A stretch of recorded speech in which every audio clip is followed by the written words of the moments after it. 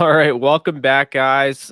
This is the AJ Show, episode 16. I'm Jake Ellenbogen, and Adam is, as we mentioned last week, unable to join us. He is in Miami enjoying, South Beach. But we got our guest, our very special guest, Dan Gleason. If you guys remember, What's you going guys on? saw the draft. He was on the draft show. He was the pizza guy, and he did come on at the end. So, what's up, Dan? How we doing? Good, how are you? I'm just getting over a sinus infection. I'm glad to be here. Let's get it. Yeah, man, absolutely. And you're just starting your whole your fantasy football run. So we're gonna talk about Yeah, fantasy, keep you in your wheelhouse there. hell yeah. Um, so before we get into it, be sure to subscribe to this channel if you haven't already. Be sure to subscribe to or follow Dan at Dan Gleason 28. You can follow me at JK Bogan, and you can follow Adam if you'd like at Renegade Adam, as well as the show at the AJ Show Live. So, Dan, we want to let's discuss. We're going to talk about fantasy football.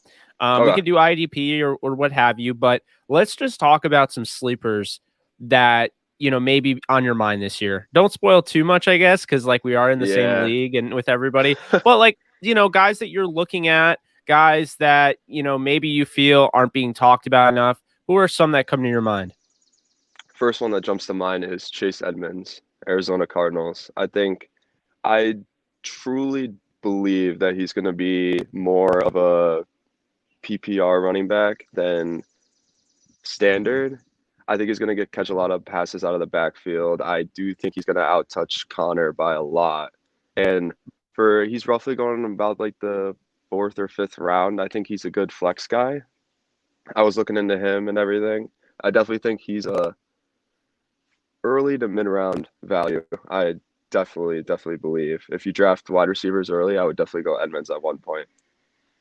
Yeah, I agree with that. Connor's a guy that I'm looking at as, more of kind of a short area yardage guy, change of pace guy in a sense. But, when you look at what, Chase Edmonds has done in his career, I mean, he's over 5 yards per or per touch in his career. He's somebody, out of Fordham, they drafted, I believe, the fourth round.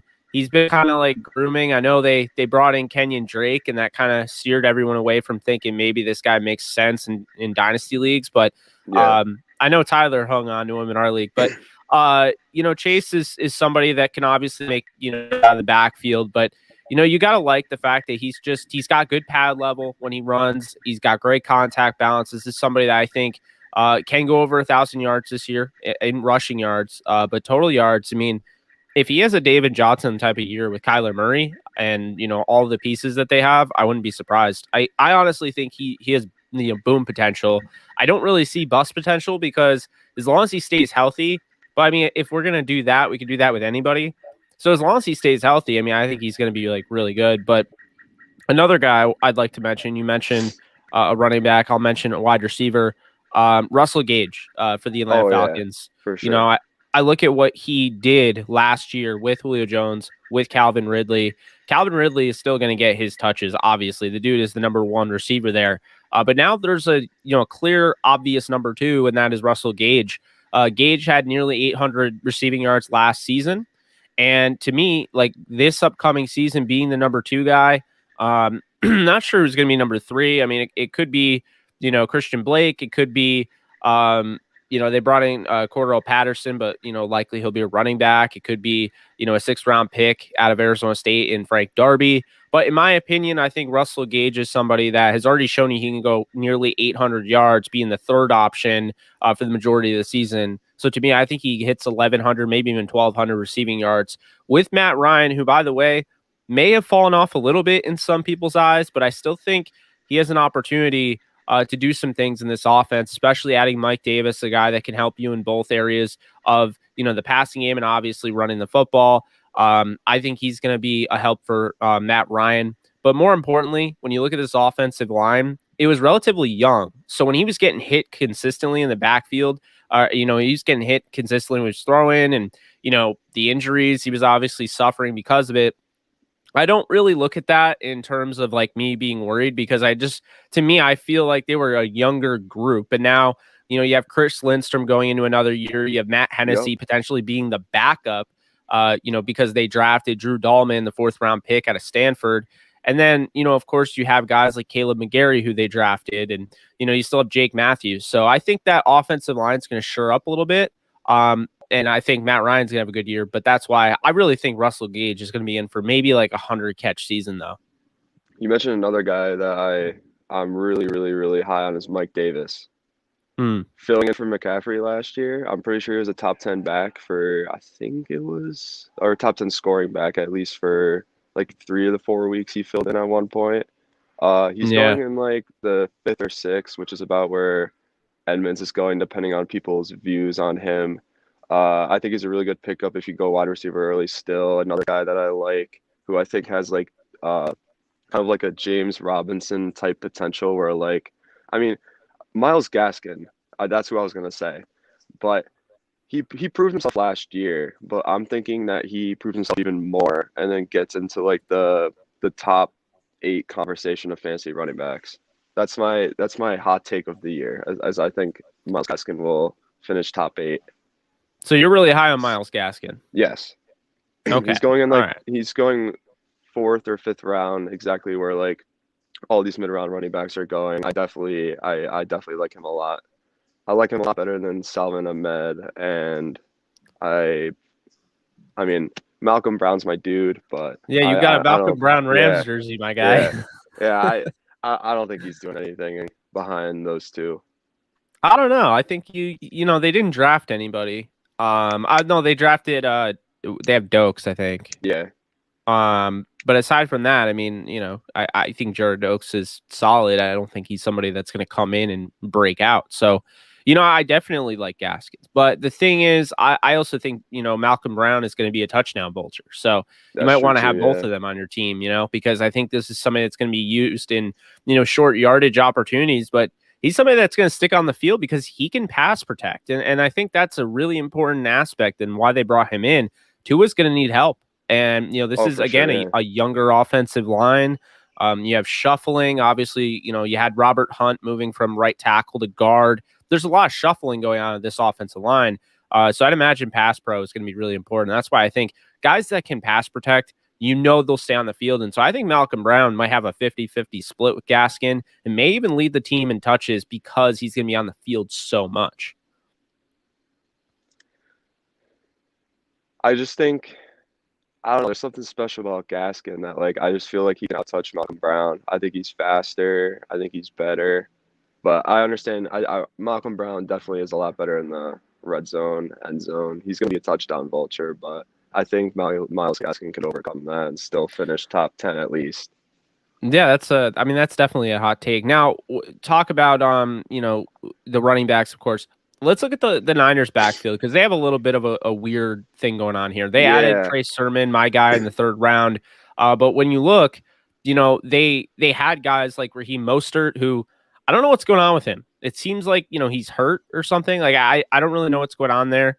They have guys who, they added, Jermichael Hasty, in UDFA last year, didn't really get an opportunity. Jeffrey Wilson's out for the year now. So out for the year. Oh, wow. Yeah, I believe he just suffered like a torn. Yeah, he's done for the year. I don't remember what the injury was, but what are your thoughts on that backfield? And do you think Trey Sermon could be a bell cow? I think Raheem Mostert is made of glass, to be completely fair. I don't even think he's played a full season in the past 2 years. I've been doing mock drafts for the past like 3 weeks, trying to see where people are at, and Trey Sermon's going in the 9th or 10th, which is that's pretty high up for someone who's never played down in the NFL. So I've been drafting Sermon in the 9th or 10th. I think he's fantastic. I think he can overtake Mostert at some point. If he gets injured, I think Trey Sermon is a must pick up for any league ever. I think he can be a fantasy league winning running back this year if you draft him in the 9th or 10th. Yeah, and I think with Trey Sermon, I said it so many times. I'm sure people are probably tired of hearing it, but I will say this: Trey Sermon was the most explosive back I saw the first 25 yards in the draft. I mean, you look at his 10-yard split, he looked like, and I kept comparing him to it, he looked like college Todd Gurley. But the reason he fell, or the reason he wasn't considered, like he was my running back 3, the reason he wasn't considered as high for everyone else is simply because you had the injuries at Oklahoma.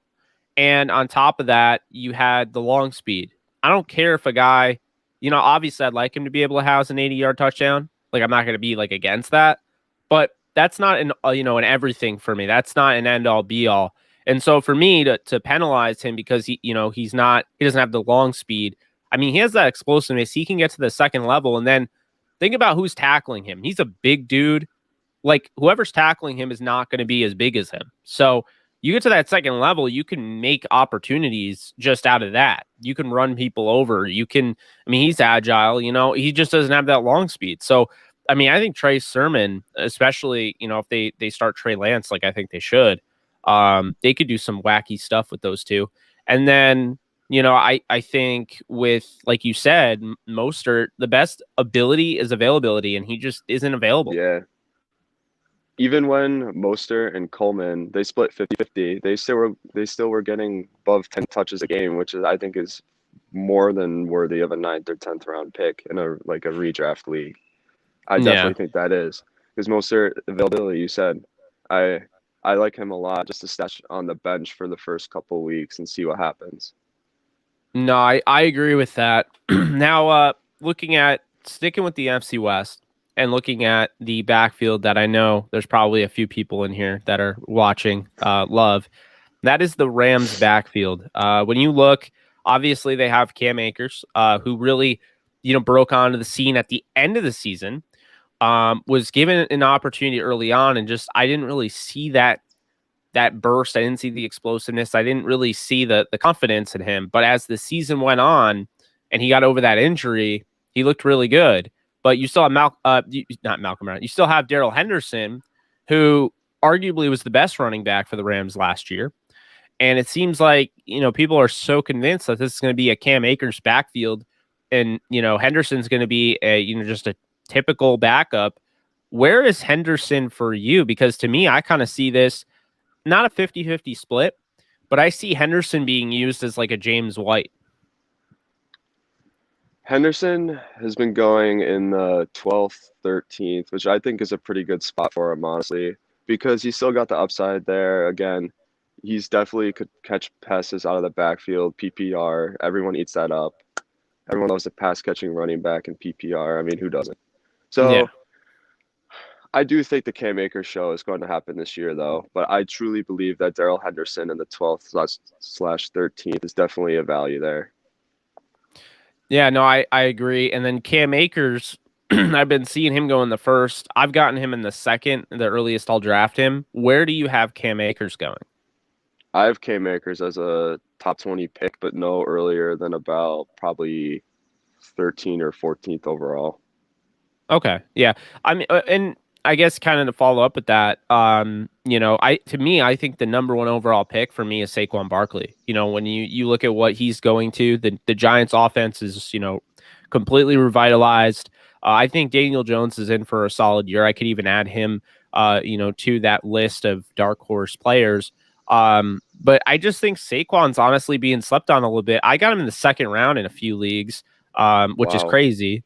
And every time I get him, it's because he's been passed on. Like I have only gotten the first overall pick once. I picked Saquon, but like, am I too high on Saquon? Like he's not an injury prone back. He got a fluke injury, not. and I think people are already like labeling him as injury prone. I mean, for me, I might be biased in this because I have many, many shares of Christian McCaffrey, but I definitely think he's the first overall pick. When you pick McCaffrey, again, he's like a wide receiver playing running back, PPR. Like, we haven't seen someone like Christian McCaffrey in fantasy since LT, LaDainian Tomlinson. So when you draft Christian McCaffrey first overall, you don't really even have to worry about a solid running back two. You can just go straight for the double wide receiver picks, especially in PPR. I actually think that's the best spot to draft at this year is in 1.1. But Saquon for me is I think he's probably the third overall pick this year. I still like Dalvin Cook better than him this year, especially. But I definitely think if you can get Saquon any time after the third overall pick, I say that's a value right there. Pretty Yeah, decent. no, I hear you there. I mean, if I just can't believe he fell even to the third round and someone else's. I didn't get him in the third round, but I saw that going around the timeline. Um, McCaffrey just I don't know what it is. Like I had him last year, and I've never really had McCaffrey before. And the 1 year I got him, he was just always hurt. So I guess I'm just Yeah. kind of out on him in that sense. But I mean, he's still going to have a great season. He might have an opportunity to be the number one running back, but in the league. But I don't know. For me, I just feel like this is going to be like a Saquon type of year. I think the Giants are going to win that division. I really like where they're going. Now, what I want to bring up, because we talked about, running backs. I think we're pretty good on running backs. I mean, you could talk Yeah. about other stuff as well. But quarterbacks, I kind of briefly mentioned, Matt Ryan. I mentioned, a guy like Daniel Jones. Are there any quarterbacks that, maybe are going way too low that you would draft, maybe a little higher just to secure? Because I think Sam Darnold is going to be in a great position with Joe Brady in Carolina, to the point where I think Joe Brady is going to end up being the head coach of the Cincinnati Bengals. He will go back with Joe Burrow next season. Like I think he's going to get a job. I'm very high on Joe Brady and what he's done and what he's going to do. But I think when you look at Darnold having guys like Robbie Anderson and DJ Moore and David Moore, and now, of course, adding Terrace Marshall via the draft and having Christian McCaffrey, I think he's got so much there with a solid offensive line. I don't really worry about him the way some people are. So I don't know, where are you on Sam Darnold? And then do you have any other guys that you would look at, maybe later on, but you might overdraft, so to speak, because you want to make sure you Yeah. secure them? So Sam Darnold, I definitely think is a solid quarterback 2 in Superflex. I would not feel comfortable with him as my quarterback 1 in redraft at all, because that's a Yeah, I lot of wouldn't do like that. uncertainty. Yeah. So I definitely feel like that's a solid quarterback 2 value right there for Superflex.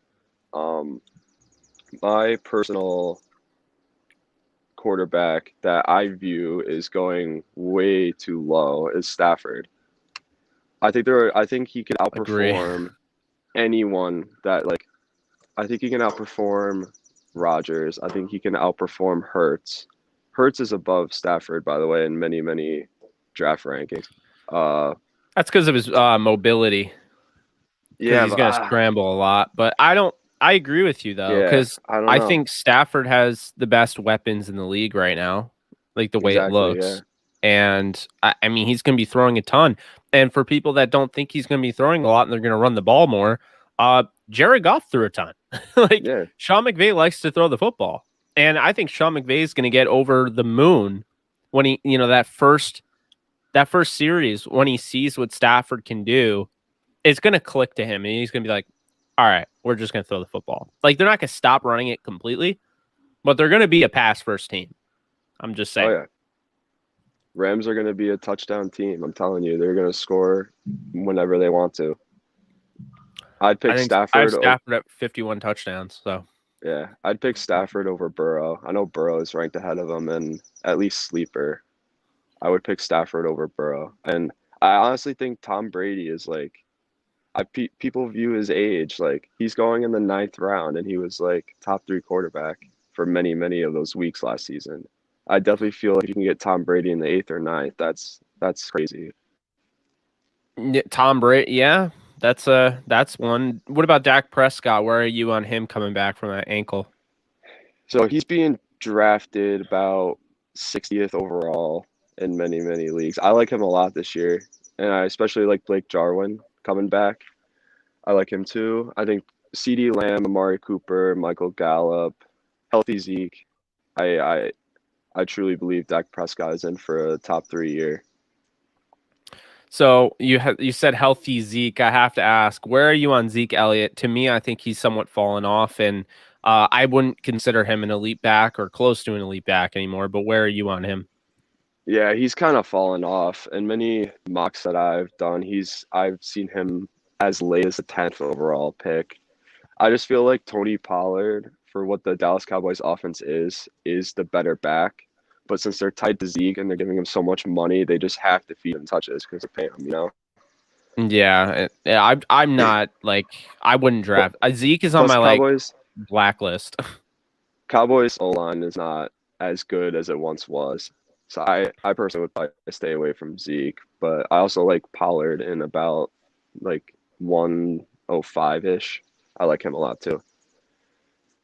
Okay. Well, I mean, yeah, I like Pollard as well. I like all the Memphis running backs. I trust them. So okay, so we talked about Dak, and now looking at the tight ends, there's been better years, I think, in the past, but I think now when you look at what we're dealing with the tight ends, there's not an influx of talent because Yeah, when you no. look, it's George Kittle, it's Travis Kelce, Darren Waller, and then you have T.J. Hawkinson, who you think obviously is gonna take that next step, but you don't know for sure. Then you have Kyle Pitts, who's a complete question mark. Obviously, massive potential and expectations, but rookie tight ends notoriously don't do well. Then you have the tight end group in New England, which I mean, I think Jonnu and Hunter Henry are going to be great for the team, but fantasy wise, splitting those touches and going out and getting Nelson Aguilar, having Damian Harris, who I think is an absolute stud, having Cam Newton, who, in my opinion, I think has really fallen off, and I don't really trust moving forward, but we'll see. I don't know about that. So there's not a ton of tight ends out there. Tyler Higbee is somebody that I just think is going to be buried because they have so many weapons. And who knows with the emergence of Jacob Harris, who knows if he's even going to, I don't even know what's going to happen there. So it's all really interesting to me. And it makes me wonder, is it a good idea to go and get tight ends early on, as long as it's a league that you need tight ends and they're not just flex wide receivers and all of that? Oh, 100%. I haven't done a mock draft where I haven't drafted Kelce, Kittle, Waller, or Hawkinson within the top 5 picks. It's just having one of those bona fide top tight ends just makes your team that much better than everyone else's. No, I agree. And because you have to fill the voids. And to me, I've always been a touchdown dependent tight end player in fantasy.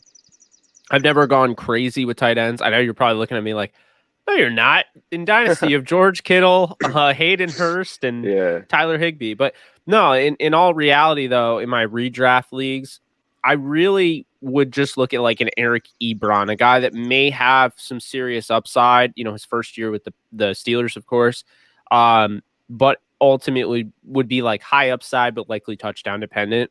Like that, those are the type of guys that I went after because I wanted to scoop the running backs and the wide receivers.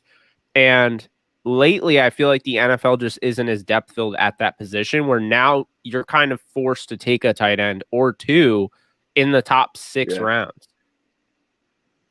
One guy that if you, like you said, if you're a touchdown dependent kind of guy and you want to take all the running backs and wide receivers, I am completely hell bent on Irv Smith Jr. this year.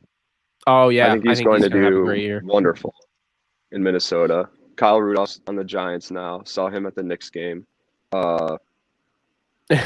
Nice flex. Yeah.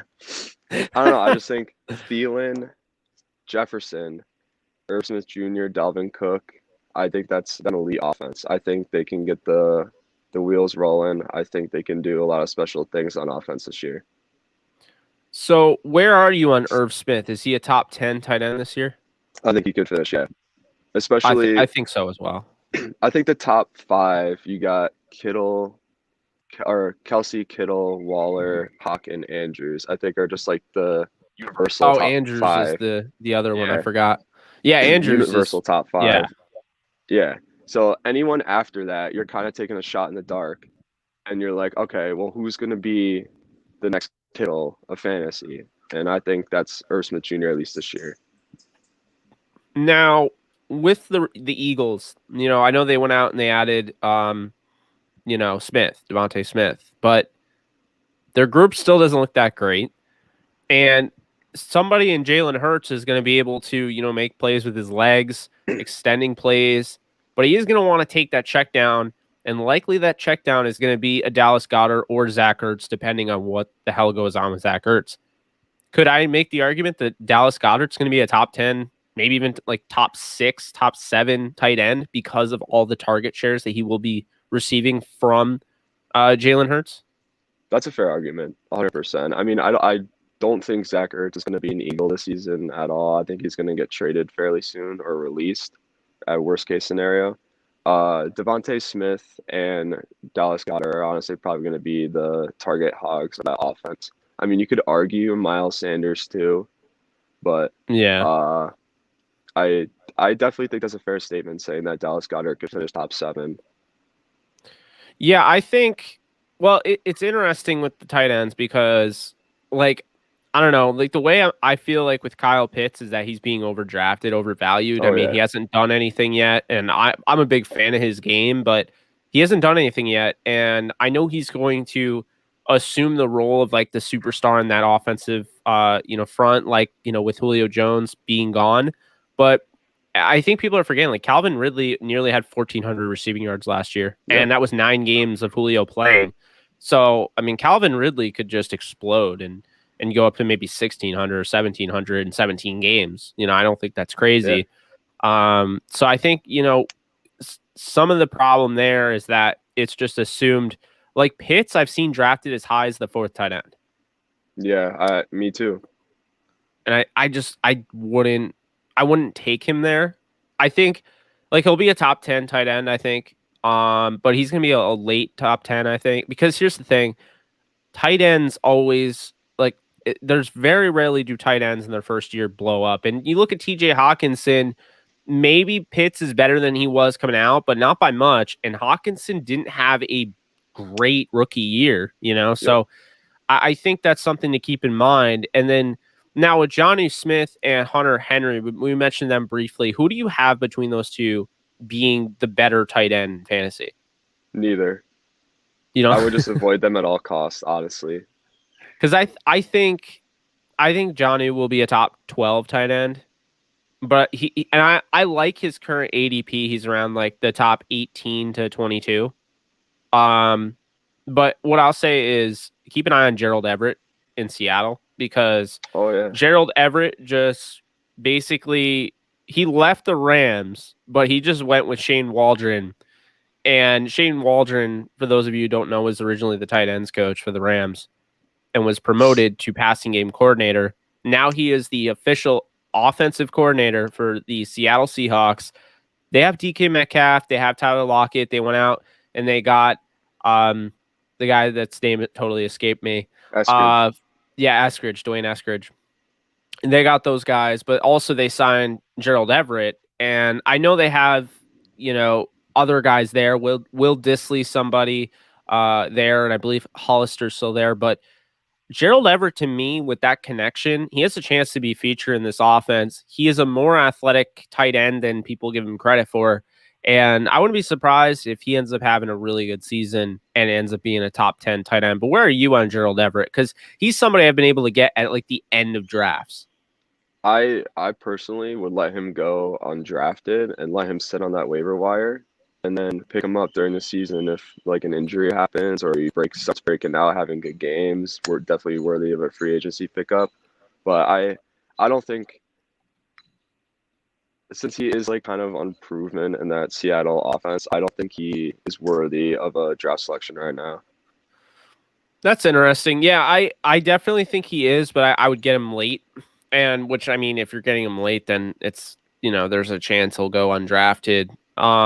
Now, talking a little bit, going back to the receivers, because there's a bunch here. With Mike Williams and the Chargers, I think the only issue with him is staying healthy. Yep. If he stays healthy in a 17-game season, is Mike Williams a top 15 wide receiver?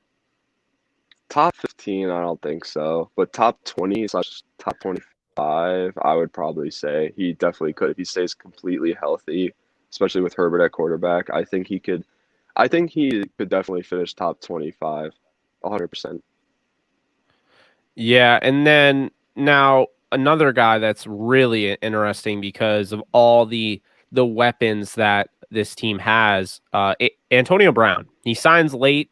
He's, with the Bucks. They went out and they got Jalen Darden in the 4th round from North Texas. They have Chris Godwin, who they got back. They have Mike Evans, Scotty Miller, still Rob Gronkowski, OJ Howard, Cameron Brate. Then you look at their running backs. But Tom Brady does a nice job of spreading the ball out. Mm-hmm. Is Antonio Brown worth rostering in this season? 100%. He's being drafted in the 11th to about the 12th, and I think he's a great flex at any point in time during the season, especially a great matchup versus maybe if Buccaneers were to play someone like Detroit or Atlanta. Well, they definitely will play Atlanta, but I think rostering him, Godwin, I don't know.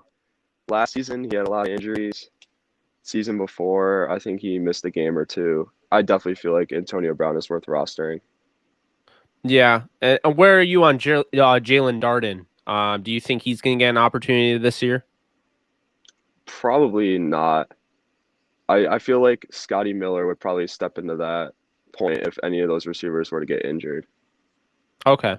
Now, another guy that's really interesting to me, a guy that I think could absolutely explode if he stays healthy, missed all of last year pretty much, Courtland Sutton. Where are you on him? Oh, Because, yeah. Jerry Jeudy is emerging, but I also feel like Jerry Jeudy could blow up enough where people forget about Courtland Sutton, and then he he's like, kind of let me, reintroduce myself type of deal. Yeah, so Courtland Sutton's been going about high 50s, early 60s. I like him a lot, and Christian does too. He's got him in our Dynasty League. Jerry Jeudy could definitely blow up. I think he's a value too. He's going around 80 or 90.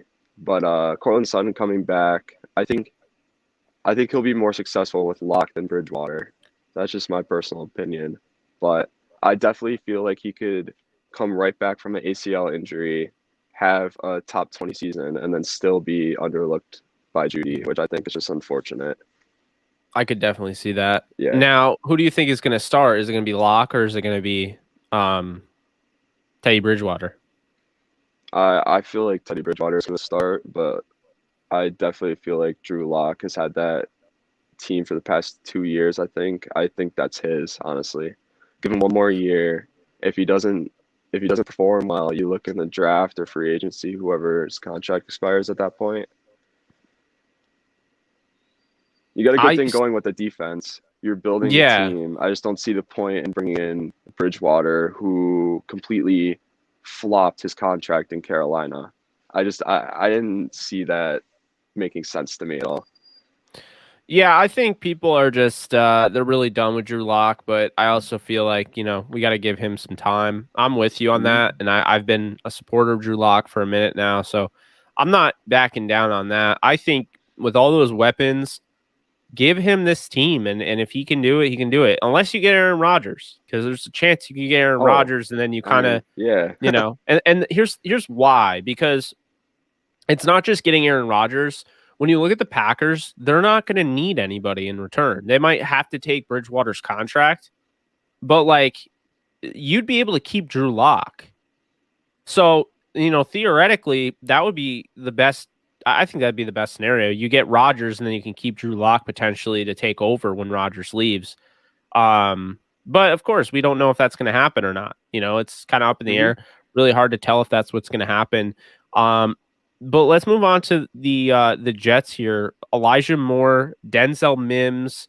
They added somebody from the Jaguars, who's, again, his name totally just escaped me. Yeah, Keelan Cole. Yeah. And I'm hearing from everything I've been seeing on Twitter and whatnot that Denzel Mims is running with the twos. What are your thoughts? He's running with the twos. Wow. I mean, that wide receiver core just went from a wasteland of wide receivers. They were starting Demaryius Thomas not that long ago, and now it's completely crowded. You got Crowder, Davis, Cole, Moore, Mims, Berrios. You just went from having absolutely no wide receivers to 6. So I could definitely see why he's running with the twos. I necessarily don't think it's a huge deal, but I think he's going to start out as the 4th wide receiver in that offense behind Davis, Crowder, and I think Moore. I read a report. Moore's been lighting it up in the red zone, so I definitely feel like he could be worthy of a late round pick too. Yeah, see, I think Zach Wilson is going to be leaning on guys like Elijah Moore. But I think he'll want that big receiver in Corey Davis. 6'3", can go up and get it. Um, and I just think Denzel Mims is a factor of that. Unfortunately, I don't know if this is going to be a happy ending for Denzel Mims because he's going to be in an offense essentially that is brand new, has all new coaching staff, new personnel, and everything. And that concerns me for him because he wasn't drafted by this regime. Um, Yeah, so I do think, there's a chance that they could look to move him. Um, it's definitely an interesting thing there. Elijah Moore is on my radar. He's somebody that wasn't as high on in the draft, but I like his fit with the Jets. So, I'll look at him. Jamar Chase is somebody I was very high on. He was my wide receiver too. Where are you on him? Because I legitimately just picked him as like one of the top 10 receivers in my one of my drafts because I was looking and I'm like, I love Keenan Allen. I got Keenan Allen first because I think Keenan Allen is the elite receiver that no one wants to admit is elite. Like I think he's right up there yeah. with the best of the best. I think he's, one of the best route runners who's ever played the game. He's got amazing hands, and he's got for the rest of time, he's got a franchise quarterback that is just out of this world in Justin Herbert. So I like him a lot. But when you get to that part of the draft where you're looking at like, you know, Chase and Hopkins might be there. I don't know. Hopkins has been falling lately. I think people are a little worried by, all those targets and everything. And, I get that in a sense, but I don't know. When you get to like Michael Thomas and, guys on that nature, I kind of like Chase's upside more because I feel like while Chase does have Tyler Boyd, he has, T. Higgins, he's got Joe Burrow. And I think the most important thing is that him and Burrow have a connection that goes back to college. Oh yeah. And that's the guy that Burrow stuck his neck out for from those reports. So I don't know, man. I think Chase could be in for a very similar season to what Justin Jefferson did. Are you talking about like dynasty wise, or just like every league overall? Every league overall. Like I think he'll be an impact player in year one. Okay, so Jamar Chase is definitely a top 5 dynasty wide receiver. That's just my view. I know a lot of people. I'm pretty sure he's like relatively projected there by a lot of like experts and websites and all that. So I think I'm right there. But redraft, I don't know if I'd draft him over like Michael Thomas and Hopkins and all that. I definitely feel like they're gonna have monstrous seasons. While I mean, Jamar Chase is still behind Boyd or no, he's not behind, but he's playing with Boyd and Higgins. I Yeah. feel like Jamar Chase is like more likely like a 5th round, 6th round pick than like a top like 2 or 3 rounds. Yeah, I think it's going to be interesting with the Bengals because I'm really high on Tyler Boyd, and I think he's somebody that doesn't get enough credit. But I'm also really high on Chase. I'm not as high on T. Higgins, but we'll see. Yeah, I me mean, neither. I think he's somebody that had the benefit of getting those targets that AJ Green no longer had. But I think when you put Chase in there, he's a guy that could get left behind because Boyd can do it all. Boyd can be on the inside. Boyd can be on the outside. Boyd's a better route runner, in my opinion. I mean, it's really up to Joe Burrow, but I think, I do think that Higgins connection was overrated last year because don't get me wrong, he had a good season, but if AJ Green played even back to like, I don't know, if he was like a 600 to 700 yard receiver last year, maybe 800, like you wouldn't have seen Higgins emerge the way he did. And that's kind of my thought process. Um, with that said, the Cowboys wide receiver group, we talk about, a second year wide receiver blowing up in camp and Jerry Jeudy, but another guy that's absolutely blowing up is CeeDee Lamb. And he did last year, to be fair. Where are you on the Cowboys receiver group? Is CeeDee Lamb already the best receiver on that roster? I don't think he's the best receiver, but I think he'll end as the top scoring fantasy wide receiver for the Cowboys. I like him a lot better than Amari Cooper this year. I mean, it has more to do with fantasy than just like skill. Because I think Yeah. Amari Cooper is more skilled overall. But I truly believe that CD Lamb will finish as the top scoring wide receiver in that offense. Yeah, and then another one here for the Colts. They had an interesting thing. So T.Y. Hilton ended up coming back. But Paris Campbell is somebody that I think they're pretty high on, a second round pick out Yeah. of Ohio State. He gets hurt last year. I know they added Michael Pittman last year's draft. Where are you with their team? Because I think it's a little it's kind of hard to pick out who 100% will be the guy. I mean, I think it would likely be Hilton, but then again, it's a new quarterback in Carson Wentz. We don't know, Yeah. who he's going to rely on. To me, I think Michael Pittman is probably my guy that I'm zoning in on. They did get a 7th-round pick in Michael Strahan, who is intriguing at the very least. But Paris Campbell, I think, is going to start for sure. And I think there's a chance that Paris Campbell and Michael Pittman Jr. finish ahead of T.Y. Hilton in fantasy. But where are you on that? I personally wouldn't draft a Colts wide receiver until after about round 12 in redraft. I've seen Pittman. There's a lot of hype around Pittman actually in like these mock draft rooms and everything. A lot of people are high on him this year. Mm, Paris Campbell, I haven't seen like as much hype, but all the hype in that Colts offense is around um, Jonathan Taylor and Michael Pittman this year. The yeah. fantasy community. Well, where are you on? So you mentioned Jonathan Taylor. Where are you on Marlon Mack? Because I did not expect him to come back after losing his Me job. neither. But Yeah, I saw someone on TikTok say that they would eat a shoe if Marlon Mack re-signed with the Colts, and no one expected it at all.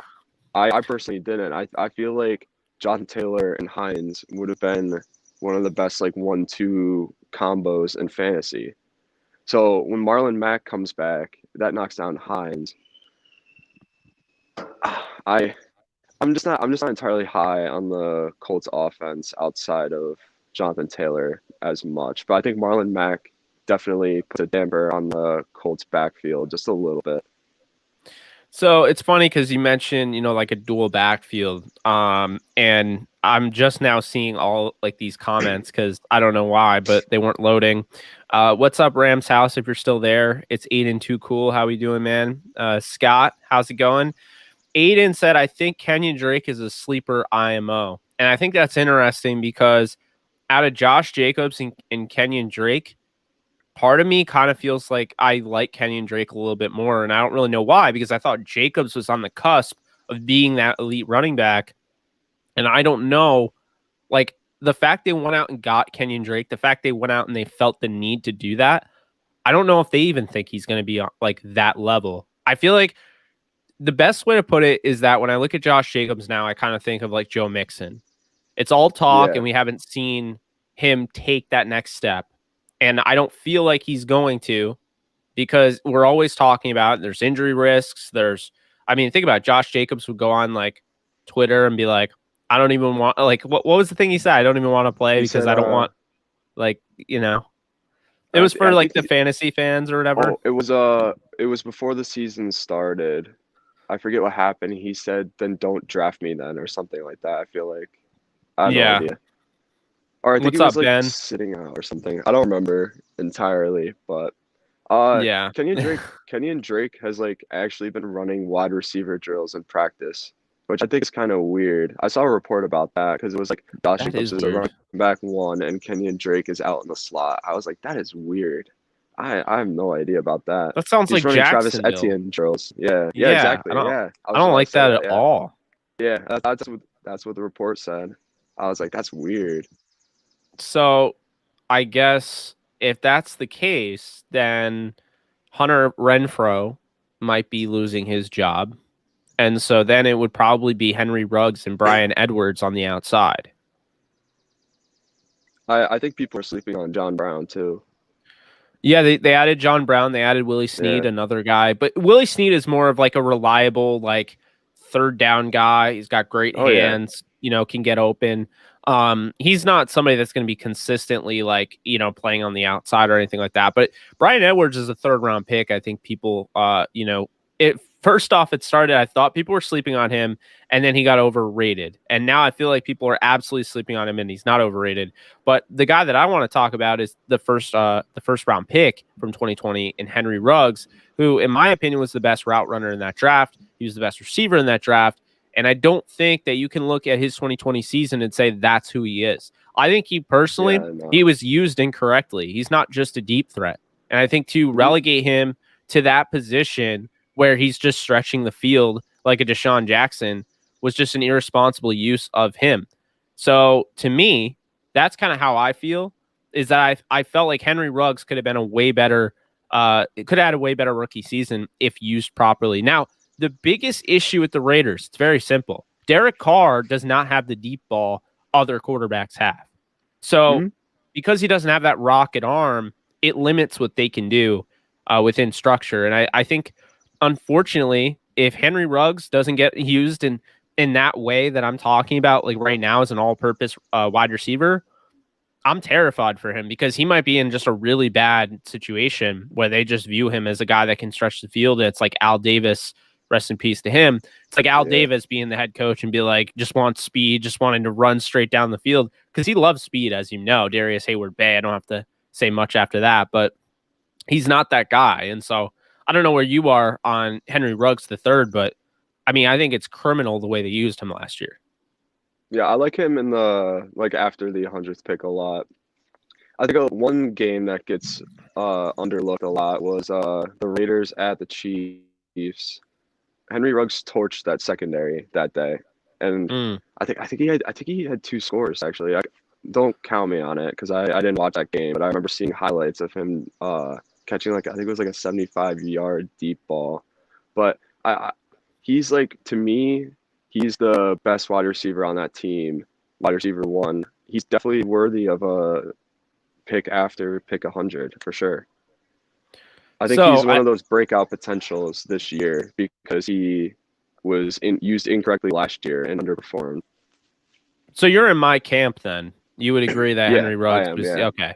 Yeah, because it's weird. It's almost like everyone's forgetting about him, but not realizing that the Raiders didn't draft anybody to replace him. So and it's just, it seems weird to me, like the culture we're in now, where it's like a first round pick doesn't mean anything anymore.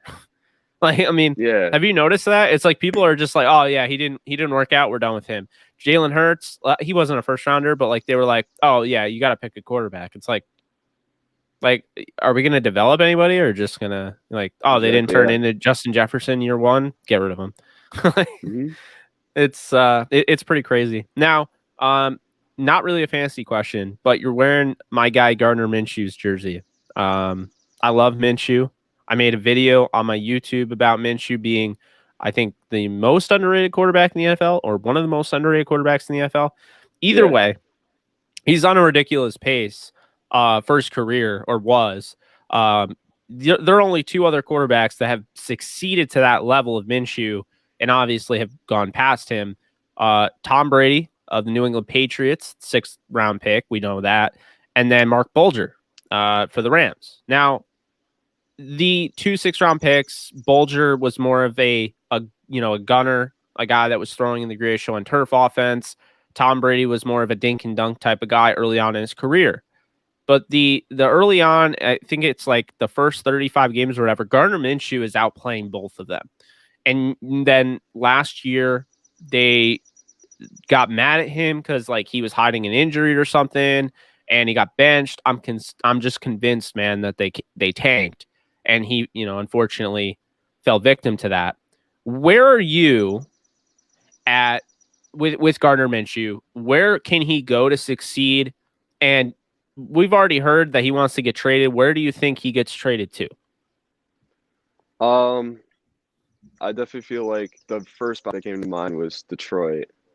That was the first one that came to mind. I was actually thinking about this the other day. It's weird that you asked me that. I was like, where can Gardner Minshew go where he can actually play a full 16 games? But I feel like if Jared Goff doesn't work out in Detroit, I feel like Gardner Minshew could be a bridge quarterback for a year or 2, and then if he does break out, then he's got the job. I definitely feel like that's an area he could go to. Another one that comes to mind is Washington. Their quarterback situation is probably the worst in the league right now. I definitely feel like I'm hyped for Fitz, Hey, though. It's going to be fun.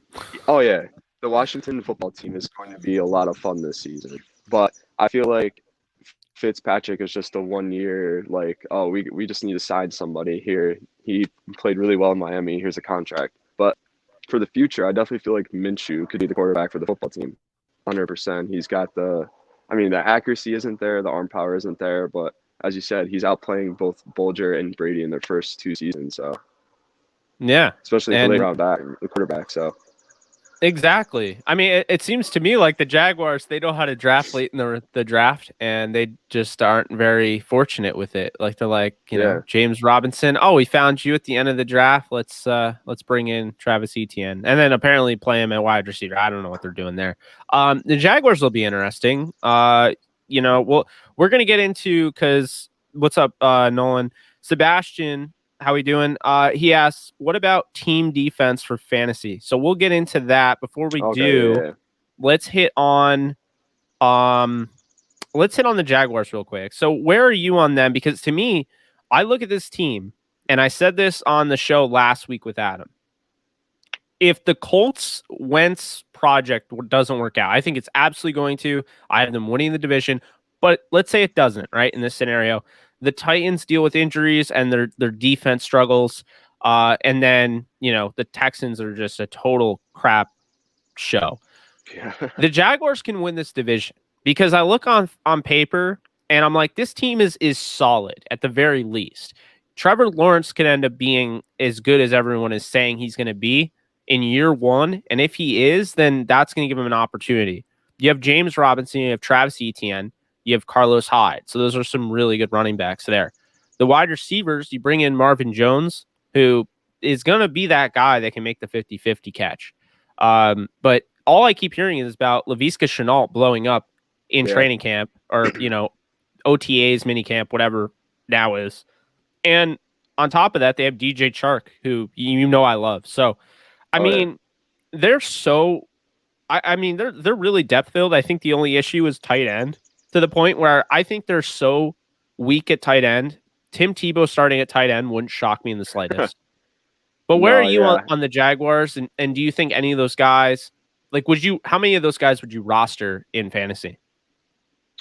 The Jaguars as a whole, my whole view on them is, I know people say the NFL is a business, but I'm like convinced that the Jaguars run their operation as a business and not a franchise, because this is how I view it. So you draft Trevor Lawrence first overall, and then you have the 25th pick from the Rams, and you draft Etienne when you just had a late round. I actually think he might have been undrafted. Oh, an undrafted back that finished top 5 in fantasy. I mean, fantasy and he was top 5 in production, wasn't he? So that was a complete blown pick, and I'm convinced they made that pick just to sell tickets.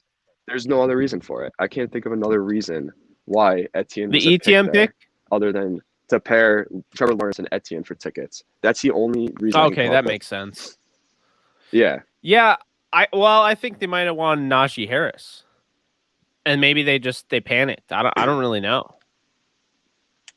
I feel like if they were to pair anyone with Lawrence, I still think the pick would have been Etienne. Or am I pronouncing that right? I think it's Etienne, but I mean, I don't. Yeah. I don't worry too much about pronunciation because I'm sure. I mean, I will never be able. I'm just telling you guys this right now because I know some of you guys that are watching this are Rams fans. I will never be able to pronounce Ben Skowronek's name correctly. I think I say it differently every time I say it. Like the only thing I don't do is I don't go Skowronek or whatever, but it's like Skowronek,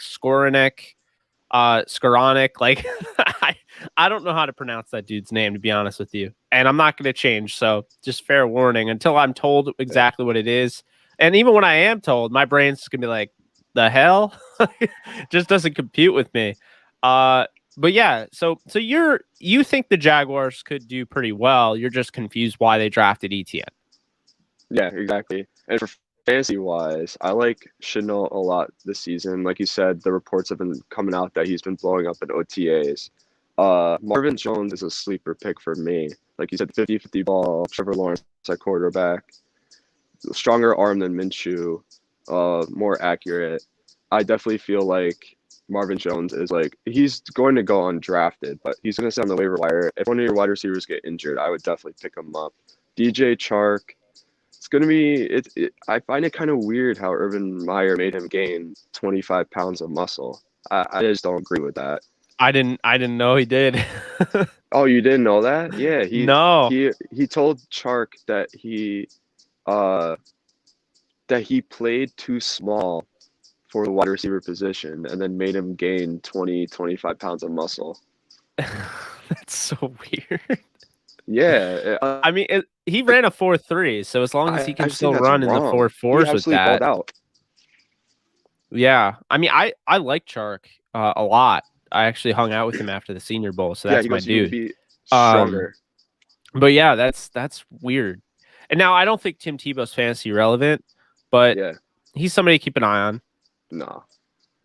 at the very least. Now we move on to team defense because Sebastian asked about that. So which team defenses are you looking at right now? Because to me, like obviously, I think no brainer. You have to look at the big ones from last year. Tampa, the Rams, the Steelers. I think the Giants are a good defense. The Washington. Those are the names that immediately come to mind. But the Ravens are intriguing to me. You have Malik Harrison, who's going to start his first season and played about 300 snaps last year. Patrick Queen, the way I put it in my Baltimore Ravens preview video, I said Patrick Queen wasn't great on film. Okay. But if fantasy-wise, fantasy doesn't care about the film. He was the guy in IDP. If you needed him, like if you needed a sack or you needed a strip, a forced fumble or a tackle, like he'd get that for you. So, I think they're an interesting play. Chuck Clark is an absolute stud. He needs his name talked about all the time now because he's just so good. I went back and watched the film there. He does so many things and really isn't talked about anywhere near. He's not talked about as much as his running mate, Deshaun Elliott, the 6th round pick out of Texas. I mean, so I do think that, that's the case. Ben mentioned the Chargers D. So that's another one I forgot about. With Brandon Staley, I think they're going to be good enough. Yeah. And I mean, I have the Rams Chargers in the Super Bowl. So, forgetting about the Chargers D was probably stupid on my part. But, I'd say those are the teams. Let's talk about team defense and then let's talk about, potential IDP, breakout guys.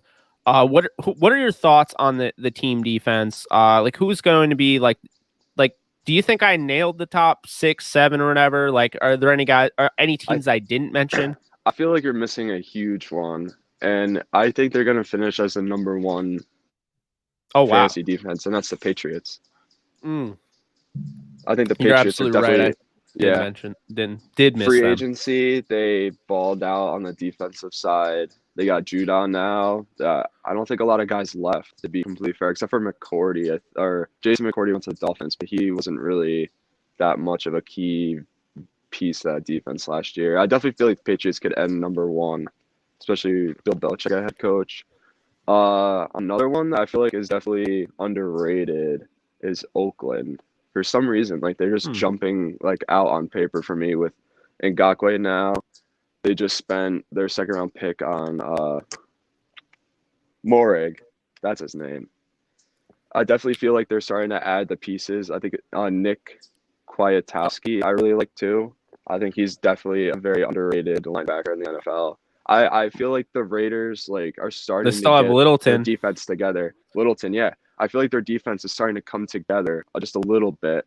But I wouldn't necessarily draft them. But team defenses, you got to drop them every so often. So if you decide to drop your defense because it stinks and the Raiders are doing pretty well, I would pick them up, honestly. Well, I agree with you there. And, an interesting one to me on that defense is the safety who's going to move over to the linebacker. He's built like he's Cam Chancellor, and that's Divine Diablo, who they got out of Virginia Tech, I believe. He's a guy I really liked in the draft. They drafted him pretty high. Wouldn't be surprised if he ends up having a really good year for them. Another team I don't think we mentioned, well, you kind of mentioned briefly, but not talking about them in that sense, the Dolphins. I mean, yes, they added Jason McCourty. That's not really why I'm talking about the Dolphins. They went out and got my guy, Jalen Phillips, who I think is an absolute stud. Would have been a top 5 pick if not for the concussions. he's an incredible player. But what Brian Flores has done with that defense, they do so many things schematically. They make it absolute hell for younger quarterbacks. And right now they're playing in a division with potentially, and I'm not going to say he'll start. I think he could, though. Potentially, they'd be playing against Mac Jones, rookie, and Zach Wilson. And so if we're talking 4 games between those two, I mean, that's a gold mine right there for the Dolphins. And I think, they were really close last year. I know Brian Flores knows it. And unfortunately, Fitzpatrick, he was forced to play Tua Tagovailoa. I think that was a mistake. Fitzpatrick probably takes him to the playoffs. But when you look, I mean, they have Christian Wilkins, who's a first-round pick in 2019. They added Strobridge from UNC in the 5th round last year. They had Raekwon Davis, 2nd-round pick out of Alabama last year. Emmanuel Ogbah really came into his own last year. Really, I felt like blew up onto the scene. You know that. I mean, you saw the Rams game. I mean, he really has made an impact since leaving Kansas City. Adam Butler, a guy that they got from New England. Zach Seiler, a guy that they got from Baltimore.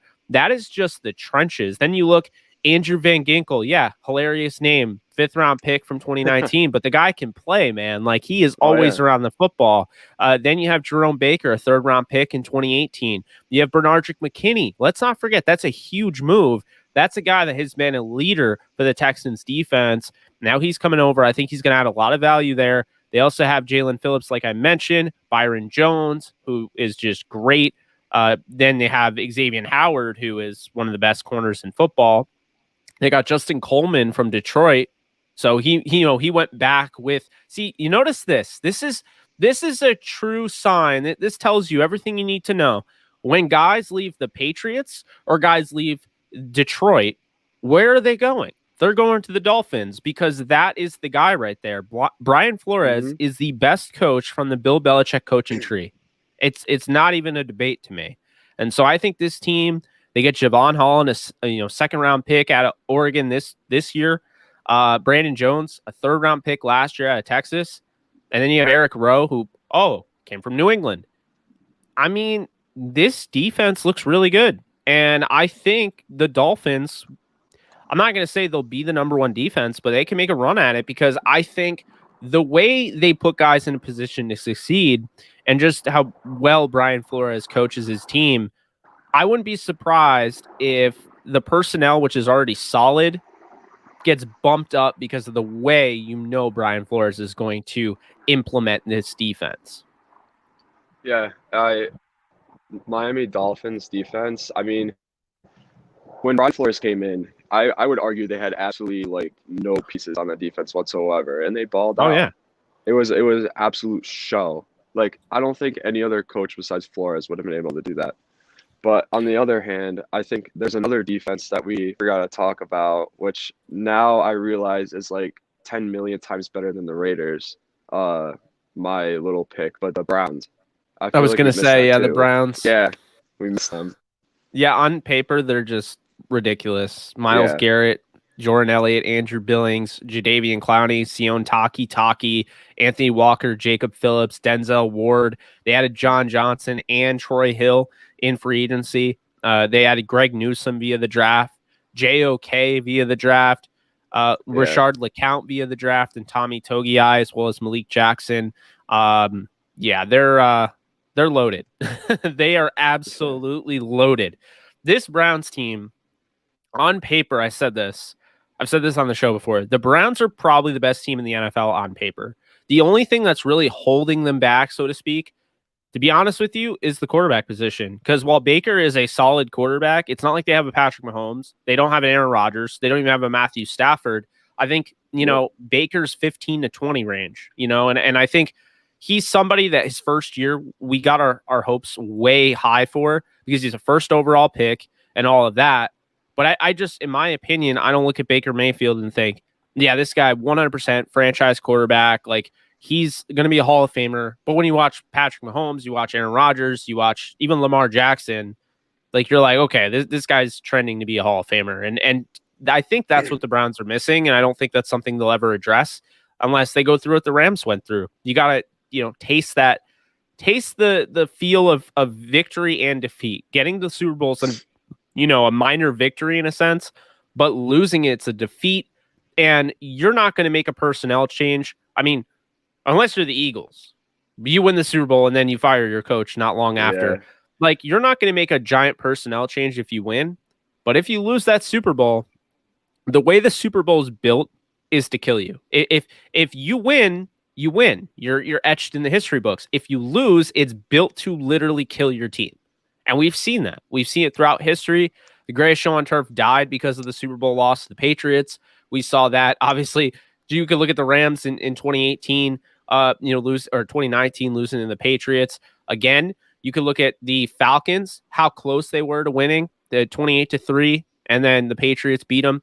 And look at how those teams fell off. You can look at the Jake Delhomme, Carolina Panthers when they lost to the Patriots. And notice I keep saying the Patriots here, but the thing is, like, the Super Bowl is designed for whoever wins to be etched in stone and etched in history, and whoever loses to die. And so I think the Browns, in order to make that change at quarterback, they're gonna have to get to the Super Bowl and lose, because that's the only way I see it. And it would have to be they'd have to lose because of Baker Mayfield to make that change. And I think you look at the Niners, man, the Niners haven't been the same since they lost. And I think a lot of people know Jimmy G is the reason they lost that Super Bowl. So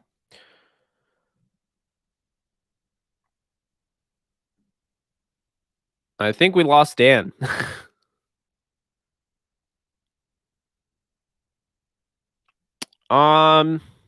Let's see here. Yeah, we lost Dan here. That's a bummer. I hope he joins back. We were gonna wrap it up anyway, but we were having some fun. Niners possibly, unfortunately. Urban Meyer on AEW ready to get a title push.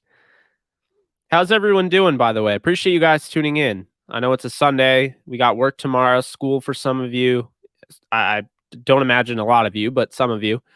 So we appreciate it when you join in. His phone got overheated. That's hilarious and sad at the same time. All right, so I think we're gonna wrap it up. Because I Dan's phone might take a while to not be overheated, but guys, appreciate you joining. I'll be back next week. Dan might be back next week. I'll let you guys know on that, because Adam is out for next week as well. Then he'll be back and things will be. Yeah, I figured that, Dan. I figured the temperature thing came up.